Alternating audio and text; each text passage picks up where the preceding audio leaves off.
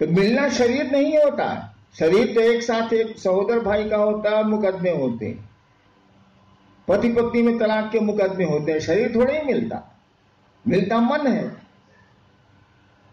अगर शिव से आपका मन बार बार जुड़ने लगे तो शिव अच्छे लगने लगे। हम लोग को शिव अच्छे लगते नहीं, हाथ देता होता है इसलिए बढ़िया बाप है, उम्र ठीक है, नहीं दिया तो बस खत्म।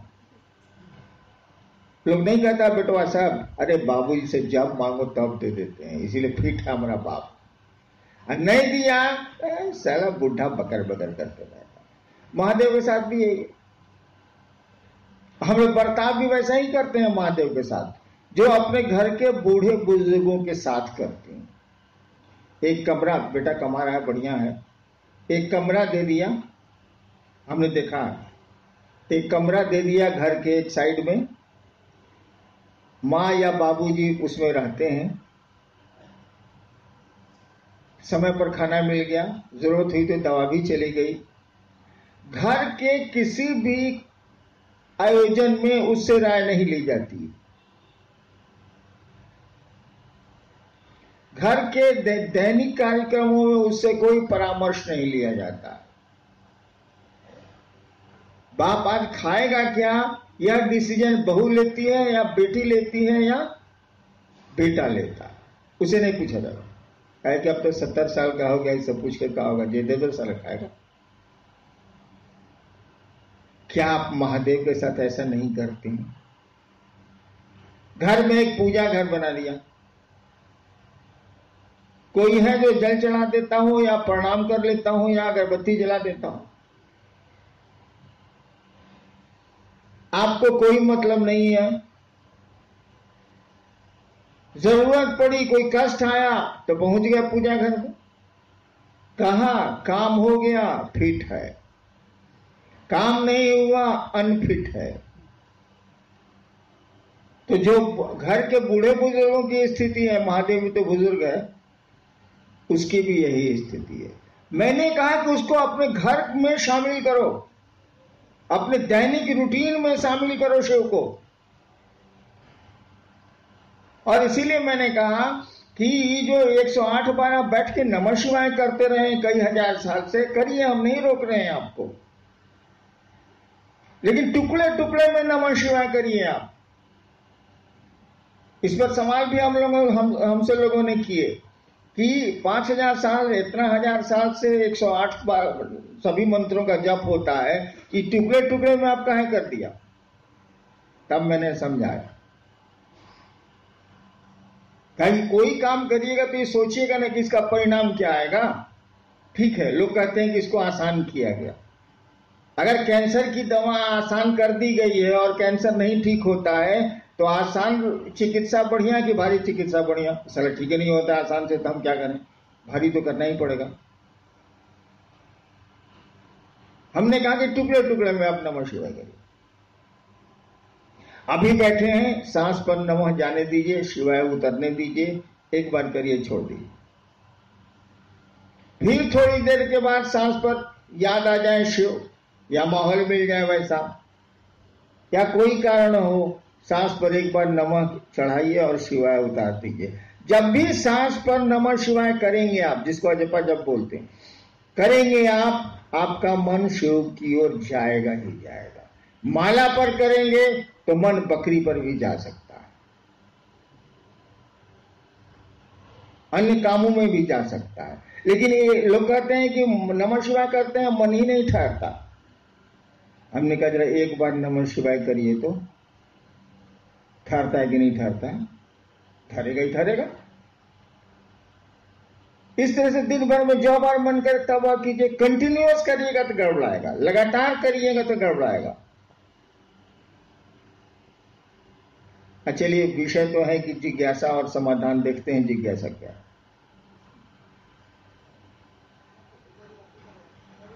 नहीं बेटे, क्या चाहिए?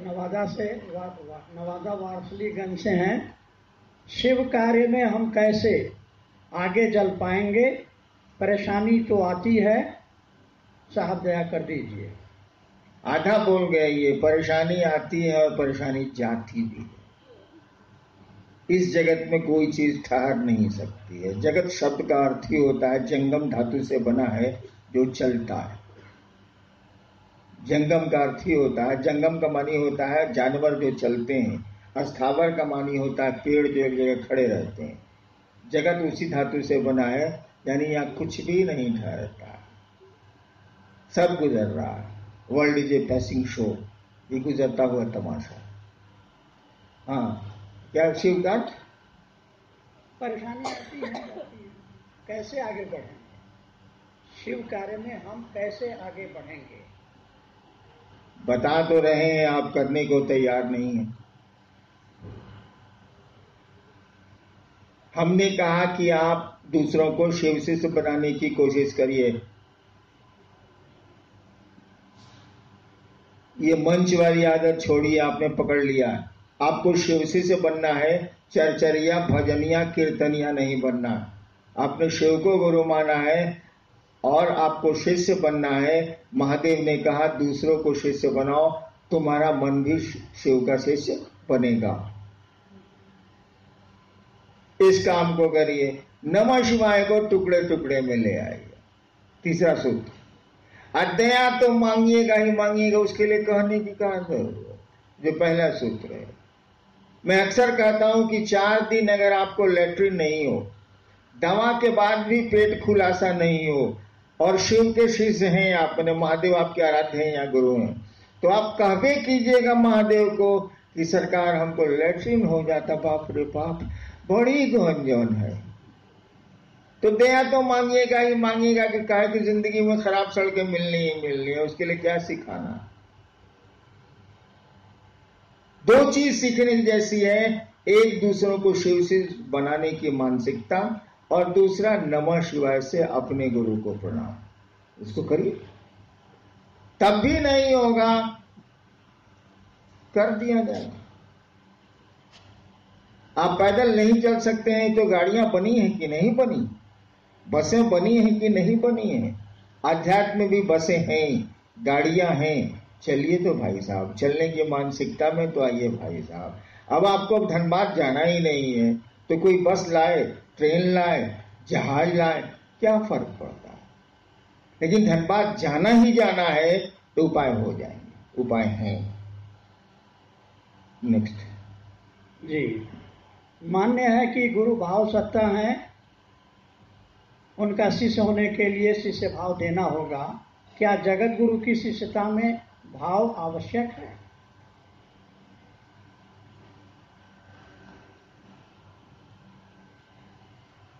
सवाल सुना आपने, फिर से पढ़िए। मान्य है कि गुरु भाव सत्ता है, उनका शिष्य होने, जगत गुरु का शिष्य होने के लिए क्या भाव जरूरी है? बिल्कुल सही है कि गुरु भाव सत्ता है, पिता भाव सत्ता है, पुत्र भाव सत्ता है, माँ भाव सत्ता है, बेटी भाव सत्ता है, माँ बाप सब भाव सत्ता है। ये संबंध भाव पर ही टिकते हैं, लौकिक हो या पारलौकिक हो। अध्यात्म कहता भी है कि भावे लभते देवता, भाव से देवता उपलब्ध होते हैं। अध्यात्म का सूत्र ही है भावेन लभते देवता, भावेन देव दर्शनम, भावेन परम ज्ञानम तस्मा। हाँ, उसकी इसीलिए भाव का अवलंबन करो, ये सही बात है। लेकिन एक बात बताइए, आप लोग कर रहे हैं फटाफट, पर जल्दी जल्दी स्वीकार, जिसको समझा रहे हैं उसके पास भाव है क्या? आपके पास हो सकते हैं, उसी के तहत आप घूम रहे हैं, लोगों को शिव से बना रहे हैं। जिसको बना रहे हैं उसके पास शिव के प्रति भाव है क्या? नहीं है, और उसका इंतजार भी आप नहीं करते कि भाव है कि नहीं है। आप केवल इतना ही देखते हैं कि वो स्वीकार कर लिया कि हम शिव को गुरु मानेंगे, और कह दिया कि हम 3 को काम करेंगे, आपका काम खत्म, आगे बढ़िए, यही ना है। उसके पास तो भाव नहीं है। और कहा गया गुरु भाव सकता है, तो आपकी मेहनत बेकार चली गई ना भाई साहब, कि नहीं चली गई? मेहनत बेकार नहीं गई। देवताओं से जुड़ने के लिए भाव की आवश्यकता है, बिल्कुल सही है। गुरु भी भाव सत्ता है, ये भी बिल्कुल सही है। लेकिन आपको निर्णय लेना होगा कि आपका गुरु है कौन, आपका मास्टर है कौन। आपका गुरु है शिव। जो गुरुओं का गुरु है, उससे बड़ा गुरु हो ही नहीं सकता है, वो ईश्वर गुरु है। ईश्वर है इसलिए गुरु है। और गुरु की एक खूबी क्या होती है, शिष्यानुभूति की जिन्होंने पढ़ी होगी उनको पंक्ति याद होगी। गुरु अपने शिष्य के मानसिक तल पर आकर उसे आध्यात्म की ऊंचाई में ले जाते हैं। बाकी जो भी हो, लेकिन इसका अर्थ उसका यही है। गुरु अपने शिष्य के मन के तल पर, ऐसे शब्द हैं, मन के तल पर उतर के ले जाना पड़ेगा। अब लड़का को आप बुझ रहा है तो उसको आप एबीसीडी कैसे समझाइए, कौन से शुरू कीजिए। तो गुरु का नियम है, शिक्षक का भी यही नियम है, वो विद्यार्थी के स्तर पर उतर के उसको टानता है। गुरु भी यही करते हैं। अब शिव को आपने गुरु माना है, वो ईश्वर गुरु है, सबसे बड़ा गुरु है वो, और वो आपके तल पर उतरेगा तभी तो ऊपर टानेगा, नहीं टानेगा कैसे? बहुआ पकड़ेगा तब ना खींचेगा, आपके ब्रेन को, आपके मन को पकड़ेगा तब ना ऊपर ले जाएगा वो आध्यात्मिक की ऊंचाई पर। जब शिव गुरु होते हैं तो भाव के स्तर पर नहीं, विचार के तल पर भी उतरते हैं।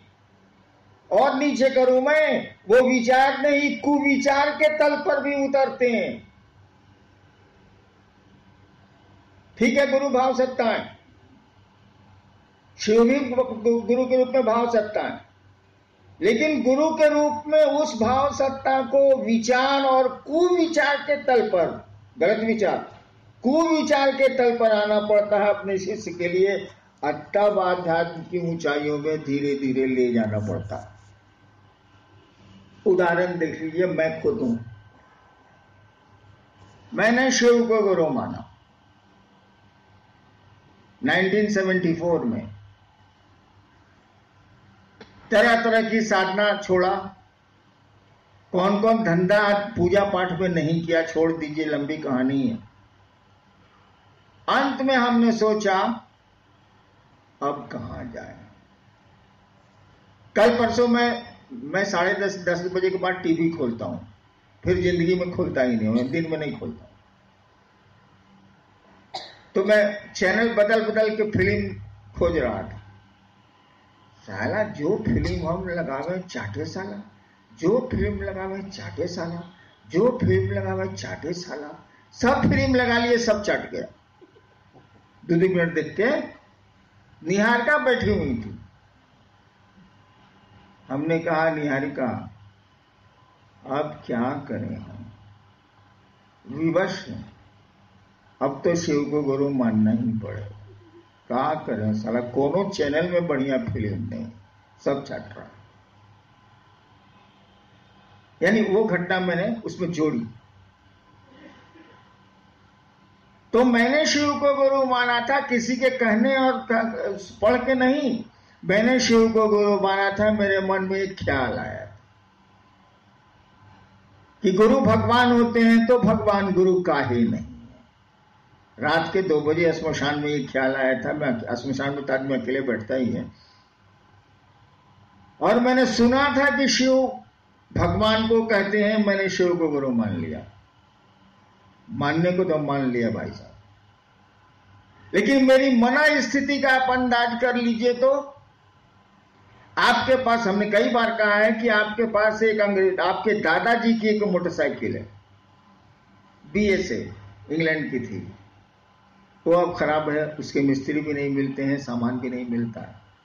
आप बड़ी चाहत रखे हुए हैं कि एक दादा की मोटरसाइकिल है, कम से कम दिखाने के लिए, चलने भर के लिए तो बन जाए। आप सब गैरेज में गए हैं, मोटरसाइकिल के गैरेज में, और सबने पैसे लिए हैं और किसी ने ठीक से नहीं बनाया।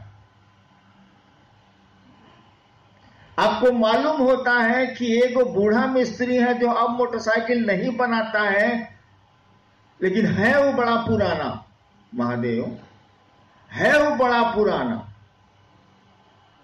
आपको अब शौक है मोटरसाइकिल बनाने का तो क्या करिएगा, जाइएगा ही जाइए। वहां ले जाके मोटरसाइकिल आप लगाते हैं, पूछता है क्या तुमको भरोसा है कि मैं मोटरसाइकिल बना दूंगा? अब बनवाने के लालच में भले कह दिए हो है, मनवा कहेगा ये पे चुटका बनाओ, सॉरी माफ करिएगा, ये साला क्या बनावेगा, सब पैसा लेके उल्लू बना दिया, ये बुढ़वा का बनावेगा साला। एको को मोटरसाइकिल इसके कारखाने में हिले नहीं है। लेकिन उसने कहा कि बउआ 2 दिन के बाद आइए। आप गए, मोटरसाइकिल मारा, एक किक भन से स्टार्ट हो गई। कहा कि ले जाइए। आपने पूछा कितने पैसे हुए? उसने कहा कि मैं अब मोटरसाइकिल बनाता नहीं, मैं पैसे नहीं लूंगा, तुम जाओ।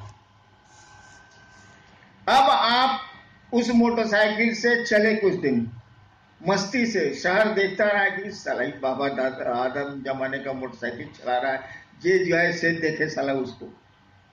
हाँ, नई चीजें खूबसूरत होती हैं तो पुरानी चीजें भी खूबसूरत होती हैं। अब कोई कहेगा कि मेरी मोटरसाइकिल खराब है, उसको राय दीजिएगा, उसी के पास जाओ, साला पैसों नहीं लेता है, कमाल का बनाता है।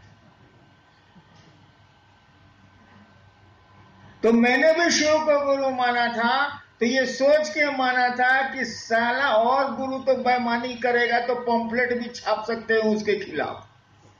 ये महादेव का बड़ा करेगा, कुछ नहीं देगा तो साला उसके खिलाफ पंपलेट छापेंगे तो पब्लिक है मारेगा साला।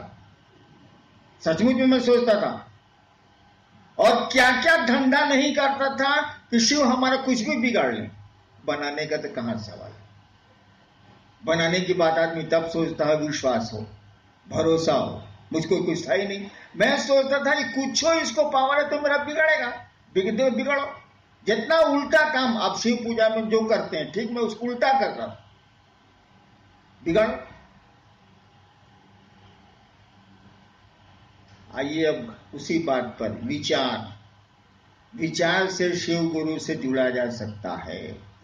हमने कहा कुविचार से भी जुड़ा जा सकता है। उनके बारे में गंदे विचार हो तब भी जुड़ा जा सकता है। शिव देवता से नहीं जुड़ा जा सकता, शिव गुरु से जुड़ा जा सकता है। क्योंकि वो तो जानता ही है कि विद्यार्थी साल हमको करिए भी करेगा, इसको पढ़ने का मन नहीं करता। इसीलिए मास्टर तो अपनी जिम्मेवारी निभाएगा, कैसे पढ़ा के आपको पढ़ा के कलेक्टर बना देगा। तो शिव भी जानते हैं कि जगत का प्राणी है, जीव भाव के आकर्षण में है, शिव भाव में कैसे जाएगी, कैसे आगे ऐसा लगी। और तब वो विचार करेंगे कि सुंदर विचार शिष्य के नहीं है, तो हमारे सुंदर विचार होइए जाई तो तहार कौन जरूरत बाबू, हमार कपड़ा साफे बा तो धोबी क्या कहे जाए। जब सब ठीक ही है तो गुरु के पास क्यों जाएंगे हम? या तो सब गड़बड़ है, सब कुछ विचार भी गड़बड़ है। भाव तो बहुत ऊपर की चीज है, भरोसा होगा, विश्वास होगा तब न भाव जगे, तब भी वो जुड़ते हैं। और मैं इसका उदाहरण हूं। केवल मैंने सोच लिया था कि मेरे पास अब कोई चारा नहीं है, सारा टीवी चैनल में कोनो बढ़िया फिल्म नहीं है, अब क्या करें हम बाप। मैंने शिव को गुरु मान लिया, पूरी तरह निराश, हताश। महादेव के प्रति जितने दुर्भाव हो सकते हैं मेरे पास थे, लेकिन गुलाब के फूल को गुस्से में मरोड़िए या प्रेम से उसको सूंघिए, दोनों के परिणाम बराबर होंगे, दोनों में सुगंध है। गुरु की यही खूबी है कि मास्टर को गाली देता रहता है विद्यार्थी, तब भी वो जानता है कि इसको पढ़ने का मन नहीं है, इसीलिए ऐसा करता है और धीरे धीरे उसको पढ़ाता है। तो ये बिल्कुल सही है कि गुरु भाव सकता है, लेकिन शिव गुरु आपके विचार के तल तक उतरते हैं, यानी फटाफट आपका पूरी तरह कार्य करे। विचार के तल पर ही नहीं उतरते हैं भाई साहब, आपके कुविचार के तल पर भी उतरते हैं। खाली स्वीकार करिए नहीं कि चलेंगे, शिव को गुरु मानेंगे तो मर्द के स्वीकार करिए। जब मान लिया शिव को गुरु तो मान लेंगे, इसका जो होगा देखा जाएगा, साला कुछ नहीं मिलेगा तो हम जानबे करते हैं। मेरे साथ यही स्थिति थी, कोई विकल्प नहीं था, कोई चारा नहीं था। सही है ये गुरु भाव सत्ता होते हैं, लेकिन शिव गुरु भाव सत्ता ही नहीं, विचार सत्ता भी है, कुविचार सत्ता भी है। जोड़िए तो भाई साहब। नेक्स्ट जी, मंत्रों का जप भाव की स्थिति में ही फलदायी है। और फिर आगे क्या पूर्ण रूप से ही अपने आप में जिज्ञासा है। दूसरी लाइन जो है दूसरी जिज्ञासा, उसको भी पढ़ ही देते हैं। शिव के शिष्य भावांतरण हेतु अजपा जप विधि से अपने गुरु को नमन करने के निमित्त, लंबा टॉपिक है जी, वैसे ने कहा ये पहला ठीक है, मंत्रों का जप भाव की स्थिति में ही फलदायी है। कौन बड़का बात है? शब्दों का इस्तेमाल अर्थ की स्थिति में ही फलदायक, यही तो कहा हुआ। शब्दों का इस्तेमाल अर्थ की स्थिति में ही फलदायक। एक बार मैं केरल गया, हमारे साथ गुरु भाई लोग भी गए, तो एक दो गुरु भाई मिला, वहां का लोकल स्थानीय लोग सब, ये लोग समझाए, वो लोग बुझबे नहीं करे। तो कहा कि बंचोदी तो बुझते नहीं खेरे। गुरु भाई सब आपस में बतियाया, उसका कान खड़ा हो गया जो बोल रहा था। हमसे आके कहते हैं मुन्ना सिंह कि सर हमको लगा कि हिंदी पूछता है वो, हम लोग घसक दिए कहीं पिटा नहीं जाए। हाँ भाई, तो अब वो अर्थ ही नहीं समझ रहा है तो आप गाली दिए चाहे प्रशंसा कीजिए, बतवा बराबर है। लेकिन अर्थ समझ रहा है तो उसके परिणाम आपको लेने पड़ेंगे। अगर प्रशंसा आपने दी है तो आपको सम्मान मिलेगा, आपने गालियां दी हैं तो आपको अपमान मिलेगा। वही कहा गया मंत्रों का जो परिणाम है वो भाव प्रवेश से ही होगा। यानी मंत्रों में क्या छिपा है, जब तक इसको नहीं समझेंगे आप तब तक मंत्र रिजल्ट ही नहीं देंगे। हाँ, कुछ मंत्र हैं जो देंगे, जैसे नमः शिवाय। नमः शिवाय मंत्र इतना ज्यादा चल रहा है पूरे विश्व में इतने दिनों से कि नमः शिवाय के नाम पर कोई आपको प्रणाम कर देगा। शिव के नाम पर नाली वाला सांप भी शिवलिंग पर पूजा जाता है, उतना मिल जाए, उससे ज्यादा नहीं।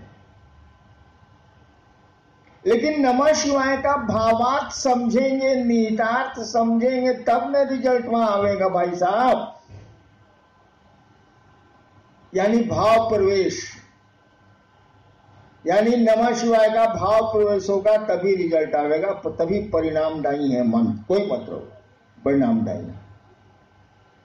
अब आप 108 बार नमः शिवाय कर रहे हैं, सुबह सुबह 4 बजे उठ गए, नहावा लिया एकदम प्रेम से फर्स्ट क्लास, नमः शिवाय नमः शिवाय नमः शिवाय 108 बार मारा, उठ गए।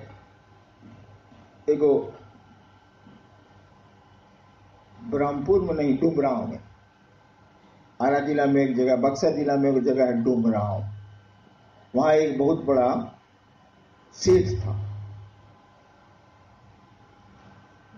वो पूजा करता था 1.5 घंटा, इतना अगरबत्ती एक दिन में जलाता था, एक मुट्ठी, बड़ा बिजनेसमैन था। एक दिन पहले 3 गो मुंशी को भेजा कि तुम बक्सर चले जाओ, तुम आरा चले जाओ, तुम ब्रह्मपुर चले जाओ, अट्ठा गाता में कि हमारा पैसा लेके आओ, जाओ। वो बोला है बनिया की देंगे। दूसरे दिन वो पूजा कर रहा था, करता था ओम जय जगदीशर, ओम जय जगदीशर, ओम जय जगदीशर, 1.5 घंटा कर रहा था वो, अगरबत्ती जला के पूजा घर में, पूरा पूजा घर फोटो लगाया हुआ था। सही घटना बता रहा हूं। उसी समय मुंशिया आया, एक जो बाहर भेजा था वो आया, दूसरा आया, तीसरा आया। दूसरे दिन की बात है। अभी लोग सोच रहा है कि 1.5 घंटा मालिक पूजा करेंगे, तब तक बहुत काम है मेरा, फिर बिगड़ेंगे क्यों, काम कहीं नहीं हुआ। तो सोचा कि पूजियों में बोल देते हैं कि क्या हम लोग गए थे तो क्या हुआ। एक बोला कि मालिक गई रही हो बक्सर, कल सब की 20 तारीख के दे पैसा। अब वो कर रहा है हरिओम हरिओम हरिओम हरिओम हरिओम हरिओम हरिओम, जोर से बोलता था। जैसे ही बोला कि 20 तारीख के बांचो धरियों मदचो धरियों साला कहा था पैसा देने को माधव 20 को देगा भोसड़ी वाला साला हरिओम हरिओम हरिओम हरिओम तेरी मांचो दो हरिओम हरिओम हरिओम। सही घटना मैं बोल रहा हूं। तब तक दूसरा मुंशी बोला गए थे हुजूर बिहिया, वो बोला कि 25 को आइएगा। तेरी बहन के चोले साला हरिओम हरिओम हरिओम हरिओम हरिओम तेरी बहन के चोले तेरी मांचो दो साला हरिओम हरिओम। आज बोला था पैसा देने के लिए साला। यही पूजा 1.5 घंटा करता था वो। इतना मुट्ठी अगरबत्ती जलाता था। वही सुबह सुबह आप नहा लिए, नमः शिवाय करने बैठे, सही मंत्र भी आपको मालूम है, सही आसन भी किसी ने आपको सिद्धासन सिखा दिए हैं या पद्मासन कर रहे हैं आप। 108 बार में 100 बार नमः शिवाय होगा, 100 बार महादेव का ध्यान होगा, 100 बार धरती का ध्यान होगा। आइंस्टाइन का ब्रेन चेक किया गया, इतना बड़ा वैज्ञानिक था विश्व का। चेक करके मालूम हुआ कि वो कंसंट्रेट कर रहा था 9 सेकंड मैक्सिमम। 9 ही सेकंड एकाग्रचित हो ही पाता था, 9 सेकंड से ज्यादा नहीं हुआ आज तक। तो हम लोग तो आइंस्टाइन का ब्रेन रखे नहीं, तो 4 सेकंड 3 सेकंड तक कंसंट्रेशन होगा। और जब का विधान है कि जो मंत्र होगा उसके देवता का स्मरण भी होगा। जब विधि में समझा नहीं रहा, लेकिन जब का विधान है कि आप होंगे, मंत्र होगा और मंत्र का देवता होगा। मंत्रों के यानी गुरु होंगे। तो आप जब कर रहे हैं नमः शिवाय नमः शिवाय नमः शिवाय, अभी बीच में मदद सलाम पहचाने किया नमः शिवाय नमः शिवाय नमः शिवाय नमः शिवाय नमः शिवाय। कितना देर नमः शिवाय हुआ भाई साहब? ये जब कितना देर हुआ? और आधा घंटा के बाद 20 मिनट के बाद आपकी पूजा समाप्त होने के बाद धरती में जो फंसे तो फिर सुबह भी पूजा याद आएगी। 24 घंटा में 20 मिनट तो नहीं लगा, 2 मिनट या 1 मिनट भी बहुत ज्यादा हुआ। आपने जप किया नमः शिवाय का 108 बार, तो पूरे नहीं करेगा, गिनती पूरेगी, जप नहीं पूरेगा। किया लौकिक जगत में मन बाकी 23 घंटा जोड़ लीजिए हिसाब रह गया। क्या आध्यात्मिक भाव आ गया? हमने कहा कि तुम टुकड़े टुकड़े में नमः शिवाय। जब भी सांस प्रश्वास पर आप नमः शिवाय करेंगे, शिव जरूर याद आएंगे। वो मैकेनिकल हो ही नहीं सकता, मशीन की तरफ कर ही नहीं सकते। सांस पर नमः चढ़ा और शिवाय उतरा, शिव याद आएंगे। हम जानते हैं कि आप इसको देर तक नहीं कर सकते। 9 सेकंड तो आइंस्टीन था, तो हम लोग कहां है? 9 सेकंड। हमने कहा 1 बार करो, 2 बार करो, 3 बार करो। बहुत तुम कबीलाट हो, 11 बार करो। वैसा कबीलाट हम लोग क्या है नहीं, 1-2 को है, लेकिन यहां नहीं आया। लेकिन उससे भी नहीं होता, सब डपोर संख्य है, झूठ बोलता है।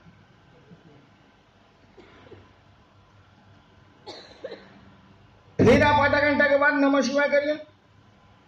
इस नमः शिवाय का असर आधा घंटा तक रहेगा, महादेव फिर याद आएंगे। एक बार किया है आप, ताकि मैकेनिकल तो है नहीं।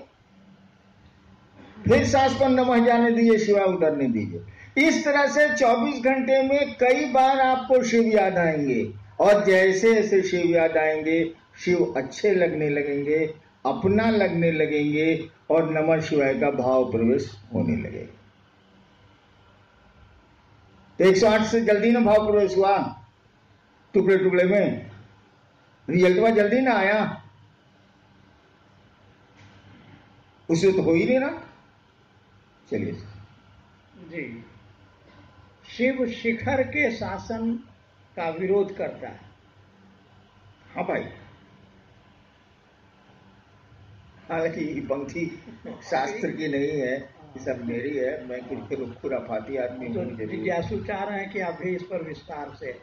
मैं अक्सर कहता हूं कि शिव शिखर के शासन का विरोध करता है, यानी अगर बॉस बनिएगा तो उसको ये बात पसंद नहीं। इसीलिए किसी देवता के गण नहीं होते।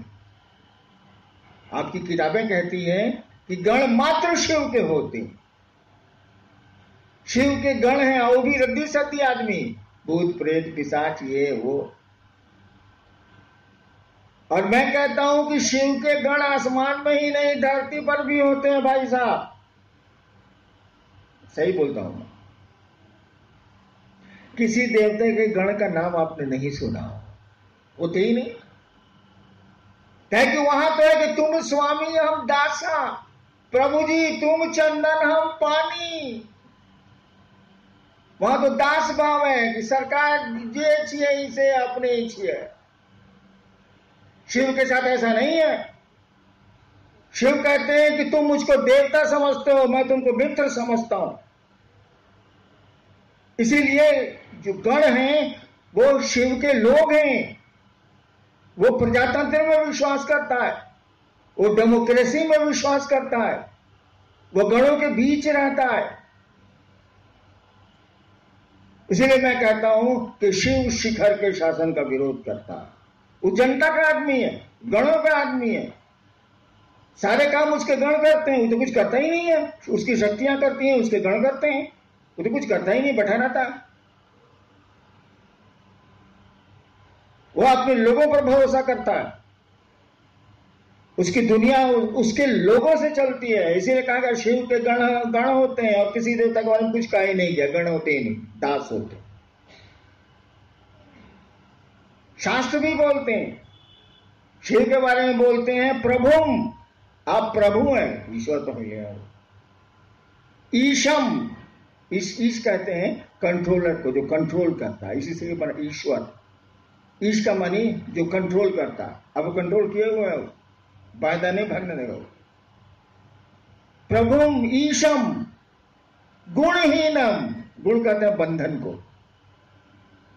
गुणहीनम मतलब आपके पास कोई गुण नहीं है, कोई बंधन ही नहीं, सब बंधन मुक्त है। ईश्वर है ही तो बंधन मुक्त है ही।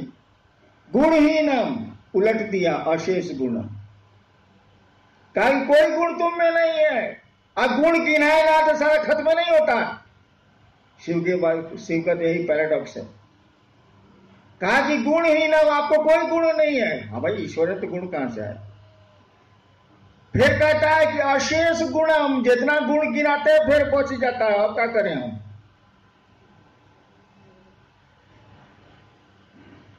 कहता है कि सुनिए, आप इतना कड़ा फोकस रखिएगा तब से मोहब्बत कौन करे। इतना कड़ा फोकस है आपका, बाप रे बाप। ईश है, प्रभुम है, गुणहीन है, अशेष गुणम है, तो हम लोग का तो अकेले नहीं काम कर रहा, आपको धरेगा कौन। कहा कि प्यार तो सब बराबर पर होता है, इतना अप डाउन में कैसे होगा। कहा जाता है बाघ का बच्चा बाघ से नहीं डरता। शिव अपने गणों से जाने जाते हैं, इसीलिए उनके गण उनसे नहीं डरते। और शास्त्र कहते हैं लास्ट में, गणाभरणम, हे शिव आपके आभूषण ही है आपके गण, आपके लोग। आप उन्हीं आभूषणों से शोभा पाते हैं। आभूषण का नाम गणाभरणम, गण आपके आभूषण है, उसके बिना तो आप शोभा ही नहीं पाते हैं। यानी शिव लोगों में जीता। शिव के नाम पर नाली का सांप भी पूजा जाता है शिव मंदिरों में। वो लोगों के बीच जीता है, गणों के बीच रहता है। गण माने आदमी, गणतंत्र से बना है, लोगों के बीच में रहता है। और तब मैंने कहा शिव शिखर के शासन का विरोध करता है। जब भी बॉस बनिएगा अपने को ऊपर ले जाइएगा, शिव के नजर में खटकेगा, क्योंकि वो तो जनता का आदमी है। वो तो जितने नीचे के लोग हैं उनका आदमी, नीचे के लोग मतलब लोग सबका उनका आदमी है। उसकी अलग कोई आइडेंटिटी नहीं है, अलग कोई अस्तित्व नहीं है। शिव अपने गणों के चलते जाने ही जाते हैं, शक्तियों के चलते जाने जाते हैं। कहा जाता है कि शक्तियां शिव का प्रकटीकरण है, शिव अपनी शक्तियों से जाने जाते हैं। शिव अपने गणों से जाने जाते हैं, अन्य देवताओं में ऐसा नहीं है। भाई हो जाएगा लेट। आइए महादेव का काम करें हम लोग।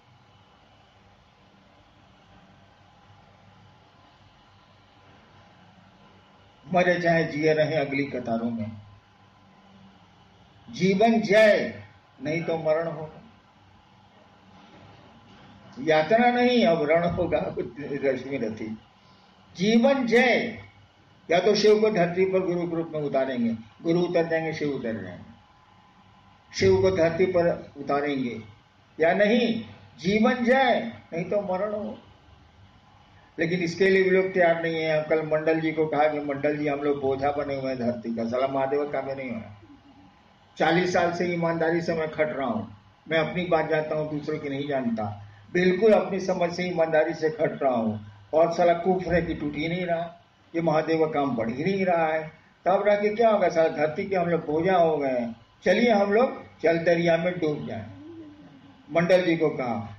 मंडल जी के भाव से मुझको लगा कि नहीं सर, आपको डूबना है डूबिए, हमको रहने दीजिए। आप सबों को प्रणाम।